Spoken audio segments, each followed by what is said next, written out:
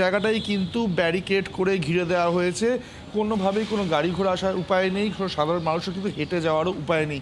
যারা রোজকার যাত্রী তারা একদম ডান দিকে সিও দপ্তর উল্টো দিকে যে ফুটপাথ রয়েছে সেই ফুটপাথ দিয়ে যাতায়াত করতে হচ্ছে এবং এবং এবং এই সিও দপ্তরের ফুটপাথ দিয়েও কিন্তু যাতায়াত একেবারেই বন্ধ। আমি একটু সেই ছবিটা দেখিয়ে দিই।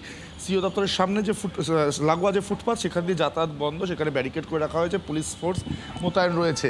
উল্টো দিকে রয়েছে সেন্ট্রাল ফোর্স, কেন্দ্রীয় বাহিনী রয়েছেন, তারাও কিন্তু চারদিকে পরিস্থিতির উপর নজর রাখছে। তবে সংখ্যায় তারা কম, সকালে সংখ্যা আর একটু বেশি ছিলেন, তবে এই মুহূর্তে সংখ্যায় তারা কম। প্রয়োজন পড়লে তাদেরকে অবশ্যই ডাকা হবে। এবং একদম রাস্তা যদি স্ট্র্যান্ড রোডের অপর দিকে চলে যাই, যেটা হচ্ছে গঙ্গার দিক, সেইখানে আমরা দেখতে পাচ্ছি প্যান্ডেল করে বসে রয়েছেন টিএমসি, যারা তৃণমূলপন্থী যারা রয়েছেন কর্মী সমর্থকরা, এবং একই সঙ্গে বিএলও অধিকার রক্ষা কমিটি যারা তৃণমূলপন্থী।